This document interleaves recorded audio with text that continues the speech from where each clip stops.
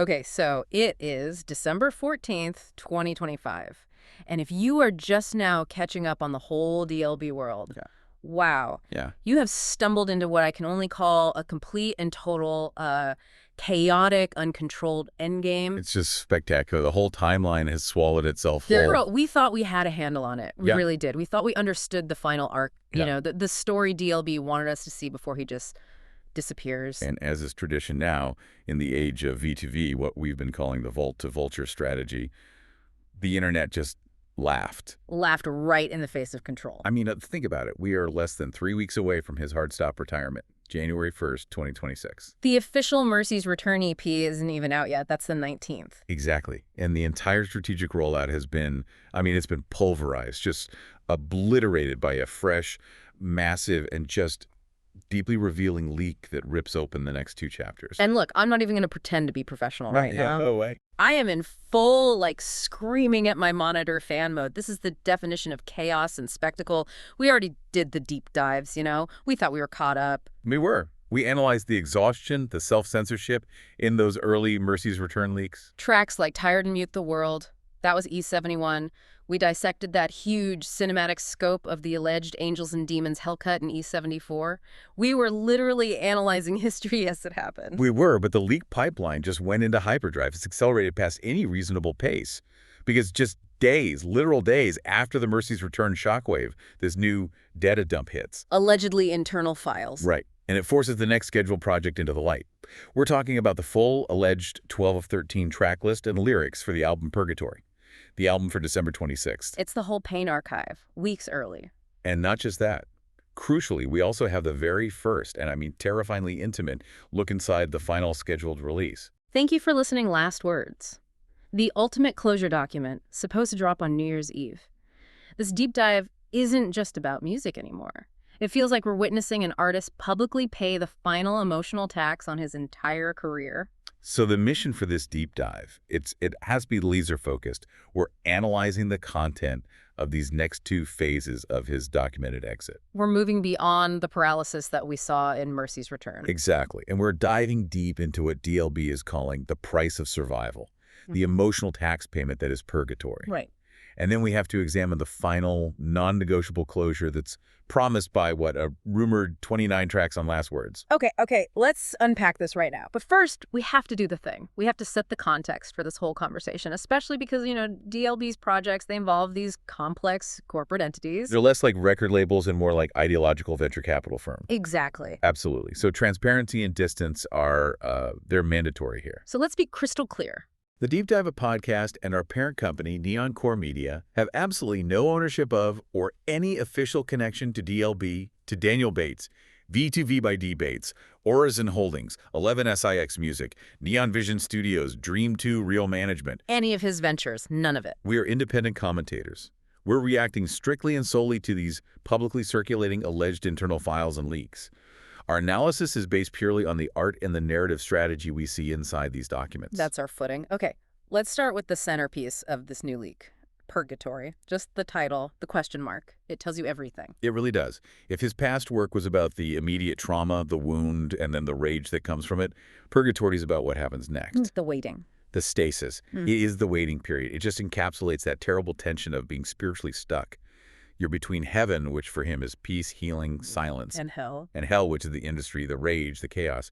He's in a psychological holding pattern, And he can't move forward until he's paid these final dues. And what's immediately striking, before you even read a single lyric, is the production architecture. The weight of it. Oh, yeah. The track list credits nearly the entire 11SX sonic engine. You've got Hustle Harmonics, DJ Ariar, Joyans, DJ Climax XCOine, and Pluggy Meets Z. The whole crew. So for anyone just joining us, when we say the 11SX sonic engine, what does that actually signify for DLB sound? That's a crucial distinction to make. The 11SX sonic engine, they're not just beat makers, they are his in-house architects. Okay.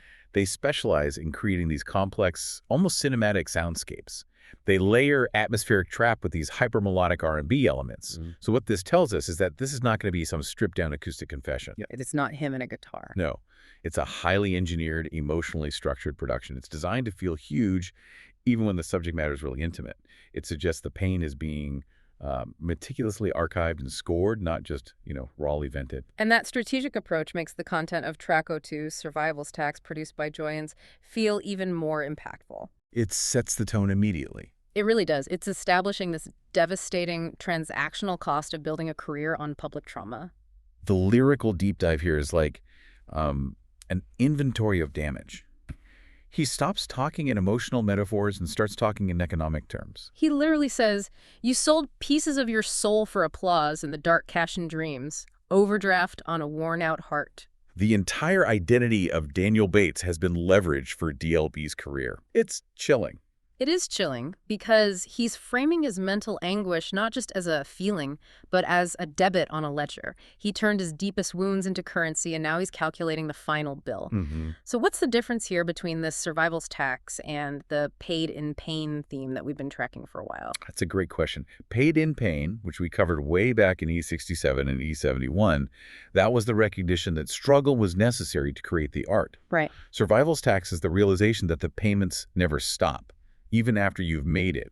He's asking the central question of the album right here. If survival got a tax, who's going to cover the fee? So this confirms the collapse arc isn't just a breakdown. No, it's a required quantifiable payment system. But I have to ask, the critical question here.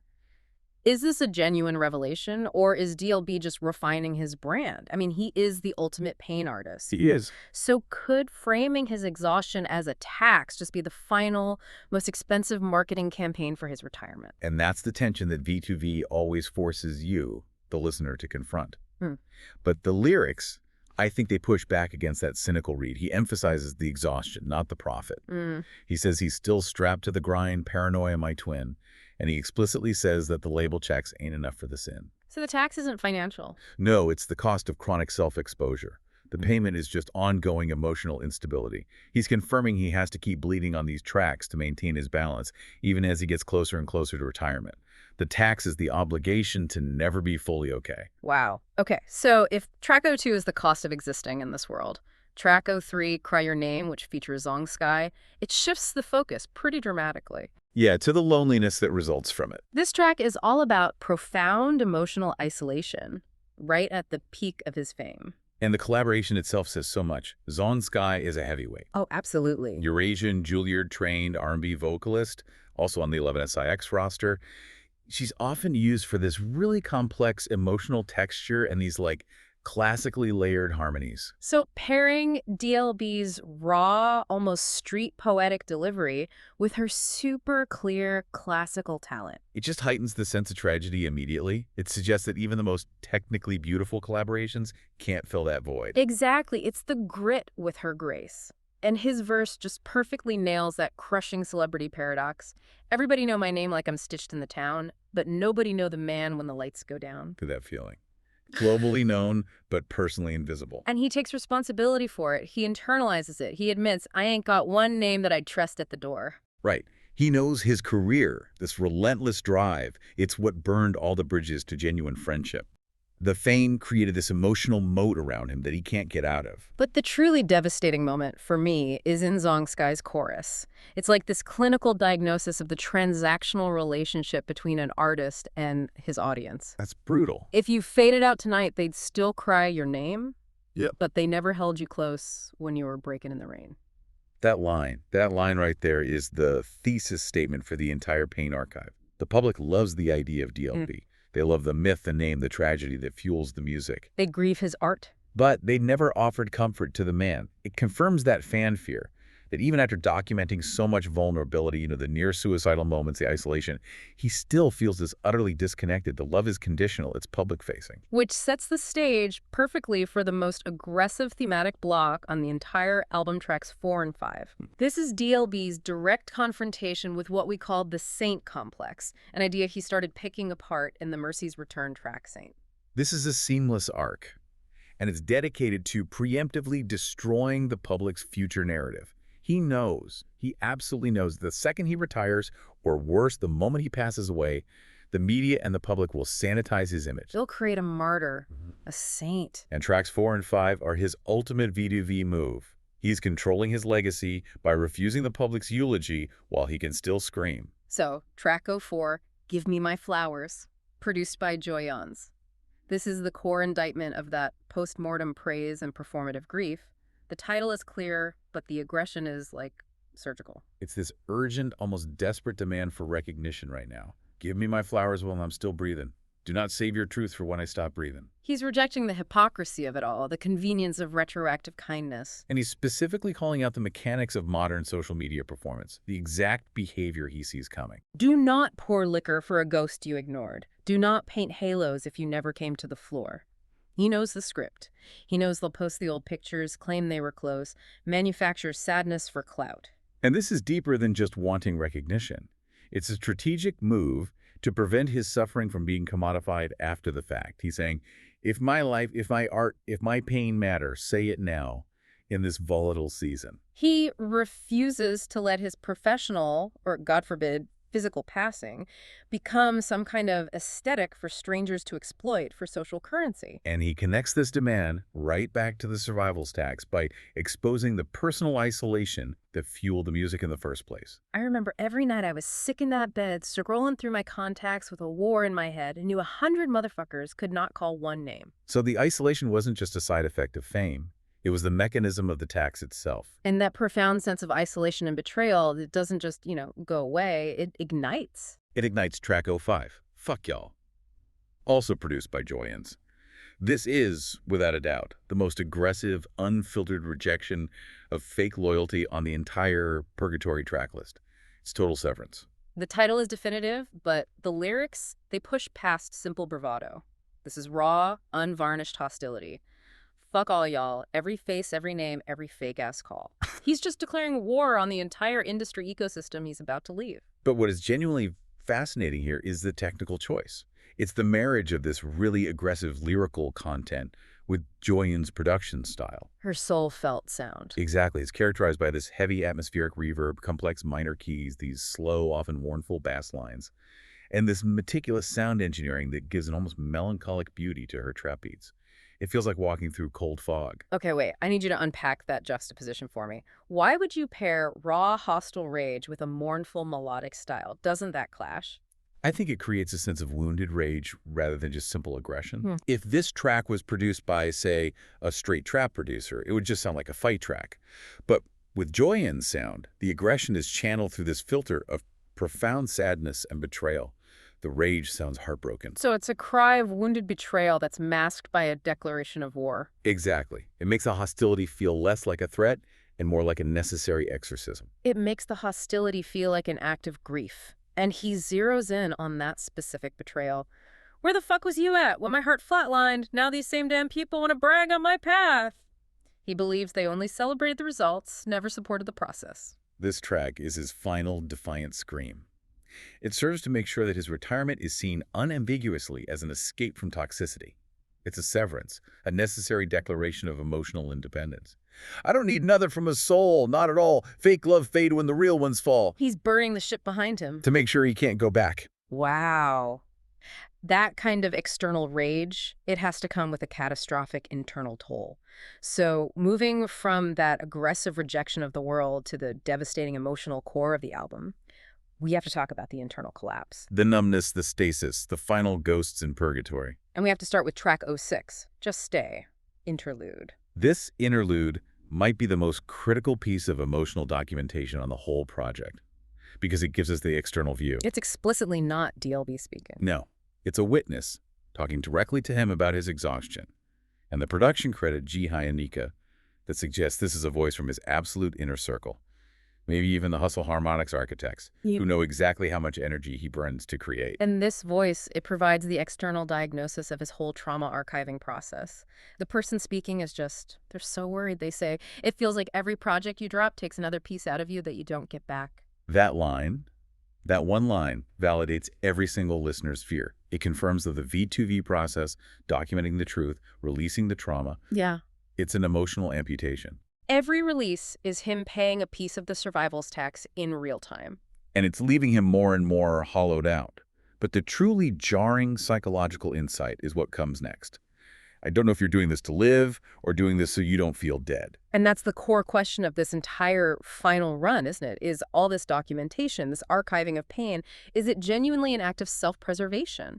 Or is it just a mechanism to avoid the emptiness, the void, that would take over if he stopped moving? This interlude confirms that his retirement is based on self-preservation through continuous subtraction, not peace achieved through integration. And the speaker ends with this simple, desperate plea: just stay here, that's all I want, just stay. It's the external anchor, begging him to just stop the process before he reaches total emotional depletion. It's the only break in the album's aggressive, self-flagellating emotional sequence, and it just gives the entire project this tragic weight. And his response to that plea isn't healing, it's a cold retreat into just functionality. Which leads us straight into track 10, Numb Acceptance, produced by DJ RovyYR. This is the definitive purgatory state, is the opposite of healing. It's a truce with ongoing, unaddressed pain. DJ RovyYR's production choice here is so meticulous. She's known for her signature drum-driven emotional bounce and this chill trap aesthetic, right? These vast, warm soundscapes. Yeah, almost aqueous. But on Numb Acceptance, the rhythm is just steady, measured, and unrelenting. It doesn't feel warm or atmospheric at all. It feels clinically cold, like a necessary measured pulse just counting down the time until the pain stops mattering. So you have the complex drum work you expect from her. But instead of creating that relaxed bounce, it creates emotional stiffness. The steady rhythm mirrors the emotional state, and the lyrics capture that cold functionality perfectly. Some of us ain't happy, just not falling apart, still hurt, just quit trying to prove it. He's just stopped fighting the injury. He's found a quiet kind of truce with his ghosts. He recognizes that some wounds are permanent fixtures and you just learn how to move with it. And the realization that defines the whole track is chilling. I'm not healed. I'm just cold enough to feel nothing. He's achieved emotional silence, not through therapy or peace, but through sheer emotional refrigeration. He's functional, but he's not fixed. And this track, it contains a massive revelation about Mercy Mercedes Diamond, the foundational loss that defines his entire documented story. He finally, clinically, puts that loss into perspective. He says, "Mercy gave me a spark, but she ain't my God." This is the critical psychological pivot for his entire exit strategy. He is moving from defining himself completely by the loss to defining himself by the survival of it. The lines that follow are just this explicit rejection of a victim identity. If I let that one girl be the script for my worth, then I spit on every scar I survived on this earth. That is massive. It means he is actively disentangling his identity from the tragedy. He's accepting the wound as part of his history, but he's refusing to let it be the only narrative that governs his future. He's taking back his agency from the foundational trauma. Which is the necessary step toward functional survival in purgatory. He's archived the grief, he's released the anger, and now he's classifying the relationship. Important, foundational, but not ultimately defining his entire existence. And this acceptance of stasis brings us to track 12, Waiting Room, featuring Yune. This track is the explicit definition of purgatory. It's a place of stasis and delayed judgment. And Yune, who is part of the Crown XI collective, she provides these layered, ethereal female harmonies that create this almost angelic contrast to DLB's grounded, exhausted voice. And the lyrical insight is devastatingly specific to that emotional environment. Time move funny when you don't belong, clock tick loud when you already wrong. He's waiting for his turn to be classified. Convinced he's too flawed for redemption, but not overtly wicked enough for damnation, he's just stuck in the middle. Yune's chorus anchors that feeling of suspension perfectly. I ain't begging for mercy, I already tried. I ain't asking for heaven, I know my side. I'm just waiting my turn. I'm staying put in the room between guilty and misunderstood. That phrase, the room between guilty and misunderstood, that is the perfect summation of DLB's relationship with the public, and maybe with himself. He's not looking for forgiveness, he's just looking for clarity on his moral classification. He's too real and too exposed for the public's pity, but he's too broke and too exhausted for the high shine of celebrity. That is the true definition of purgatory in the age of V2V. And the final track of the album, track 13, The Man I Used to Be, produced again by DJ RovyYR, is the ultimate ghost story. But it's not about an external figure. No, it's an act of self-grief. He's warning the man he was before the trauma became his career. He opens by setting the scene. I ain't talking to no lover, I ain't talking to the streets, I'm talking to the man I was before life got cheap. He's missing the less scarred, less cynical Daniel Bates. The one who walked in rooms like God made you first, before he was burdened by the survival's tax. He paints such a clear picture of the man who vanished. You dipped out clean when the pain got thick, left me writing trauma songs, hoping something would stick. The DLB we know now is just the functional, broken aftermath. the one who's responsible for writing and archiving all the trauma.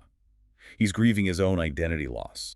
But the final lines, they deliver the necessary closure for Purgatory by linking this identity loss directly back to the foundational trauma.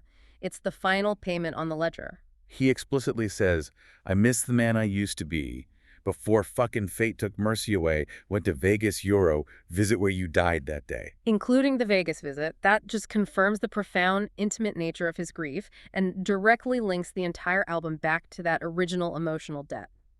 The final realization is that the deepest, longest-lasting damage was the loss of his pre-trauma self. Purgatory forces him to grieve Daniel Bates, which is the necessary step before he can finally achieve external silence. And that grief, that acknowledgement of the original self's death, it just sets the stage for the true finale. So with Purgatory slated for the 26th, we now have to turn our attention to the final scheduled release document. Thank you for listening. Last Words, dropping on New Year's Eve, December 31st, 2025. And this document, rumored to have 29 tracks, it doesn't feel like an album. It feels like an archive dump, a final clearance sale of personal history. It is the moment the whole V2V narrative, the entire 2025 archiving project, theoretically ends. This is the ultimate closure document. And we're only getting our first glimpse, but the track themes suggest this profound pivot from public rage to intimate reflection. Let's focus on track 05, seen at 3.17, featuring Soyunobu and produced by DJ Climax XCI. The theme here is so intensely modern. It's the violence of digital silence and emotional performativity online. The production choice is immediately surprising, and we need to dedicate time to this juxtaposition. DJ Climax XCI is the bounce-heavy club producer, known for trap club fusion. It's pure, high-kinetic energy for the dance floor. Right. So why would you score a track about profound digital alienation and heartbreak with a club-ready bounce? The clash is absolutely intentional. That high-energy, infectious rhythm from Climax XY, it forces you to feel the loneliness of the lyrics happening on a crowded dance floor. Oh, wow. It underscores that even in the most high-energy public settings, that isolation is still there. The bounce energy contrasts violently with the intensely personal grief being expressed, and it makes the loneliness feel frantic and chaotic, not mournful. And the lyrics, they define a hyper-specific modern digital cruelty that I think everyone can relate to. You left me on scene at 3:17, same time your story lit up on my screen. That precision, the timestamp, it's visceral because it captures the exact moment digital performance replaces genuine connection. The focus is entirely on the betrayal of that performance. He conceptualizes digital neglect as a form of physical death. He sings, "Blue ticks on my chest like a tag on a toe." That image, comparing a simple read receipt to a corpse tag, there's just an astonishing visualization of the stakes he assigns to digital alienation. And so Soyunobu's verses drive home that theme of emotional content creation replacing genuine connection. She's pushing back against the entire V2V ethos. You perform for the net, I perform for the few, and you turn pain into content for whoever gone view. It's an external voice echoing the internal critique of the system. So Scene at 3.17 is a definitive document of how the constant need to perform online just sabotages genuine intimacy. The narrator realizes the person he's addressing is more invested in their public narrative of happiness, their social media story, than in the private, painful conversation they're avoiding. Which leads to his ultimate rejection of that toxic transactional world. The final lines. So I turned off the typing, turned off the need. If you can live without answers, you can live without me. He finally follows through on the promise of mute the world. He realizes the only way to win the digital argument is to leave the battlefield entirely. That track is crucial for understanding his relationship with the public world. But the most important track, the one that signals the true, quiet, internal closure of Daniel Bates the man, is track 08, Luke's song. This is the dedicated song about his close younger brother who passed away. Why save this for the absolute final document? Why not integrate this deeply private grief earlier in the trauma archive? The placement is profoundly strategic and emotionally telling. The entire year has been about documenting industry drama, toxic relationships, the public loss of mercy, all externally facing conflicts or publicly known tragedies. Luke's song is different. It's totally different. This is his final scheduled music, and he's using it to archive his deepest, most foundational, non-industry related grief. It's a pivot to private honor. The narrative of DLB's final year has been obsessed with public perception, rejecting the saint, fighting fame, paying the survival's tax. Luke's song is about honoring a relationship entirely outside that ecosystem, a pure, uncorrupted memory. It suggests that by the time he reaches the end of the line, the final piece, the true functional survival he achieves is rooted in personal, quiet, familial memories, not in winning the public argument against the Saint Complex or his critics. It's an acknowledgement that the most important losses are the ones you keep closest, not the ones you monetize. So it's an act of self-consolidation that is purely for Daniel Bates, the brother, the son, the man not DLB the rapper. He is moving past the public wound to honor the private foundation of his life. That's a powerful ending to a year of chaos. It's the ultimate closure. It shows that the truth documentation process, V2V, while it seems cynical on the surface, it did serve a genuine psychological purpose. It cleared the decks of all the public noise so he could finally sit with the quiet, foundational pain. Okay, let's synthesize this whole chaotic, uncontrolled arc we've seen spill out in these final weeks before he vanishes. We're witnessing a breakdown of his planned exit strategy in real time. The arc of the leaks is now, it's undeniably clear. Mercy's return back in E71, that defined the paralysis and the exhaustion. Right. Purgatory, which we just covered, charted that necessary cold acceptance of survival, the numb acceptance, while ferociously rejecting the public's judgment with tracks like Fuck Y'all and Give Me My Flowers. And Last Words promises the final, intimate, and definitive closure, honoring private loss with Luke's song over public rage in scene at 3.1 order. The final tension of the entire DLB universe is still that contrast between the two survival mechanisms he's using throughout Purgatory. On one hand, you have that ferocious rage, the absolute defiance of tracks like Said What I Said. A track on Purgatory that just screams, I said what I said, I ain't changing shit, I bled for this lane, I ain't asked for peace. He's demanding his truth be accepted through combat. And on the other hand, you have the quiet, resigned, and clinically cold acceptance of numb acceptance, where he explicitly says, I'm not healed, I'm just cold enough to feel nothing. And then the final, quiet, profound act of honoring his brother in Luke's song. It's the choice. Screaming your existence into the void to justify your pain, or finding functional survival by mooting the world entirely. DLB has meticulously documented his entire collapse for us. He's archived every single stage of the journey. We see him choosing silence, muting the world for his own self-preservation. But in the final weeks before he is scheduled to vanish, he is simultaneously screaming his truth louder and more aggressively than ever before. He's rejecting the peaceful exit he seemed to be aiming for earlier this year. Which leaves us with one final provocative thought for you, the listener, to mull over as you think about your own strategies for managing external pressure and internal pain. DLB is giving us two models for leaving a toxic environment or ending a traumatic chapter. So which is your necessary final word before you can successfully move on? Is it the loudest, most profane statement, the ultimate declaration of independence like, fuck y'all, ensuring the world hears your side and understands your defiance? Or is the true key to a successful departure the quiet acknowledgement of internal, private loss, encapsulated by Luke's song?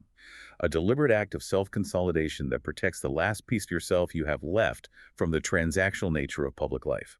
What does your survival require? A final defiant scream to clear the air, or a quiet goodbye rooted in honoring your foundational private self?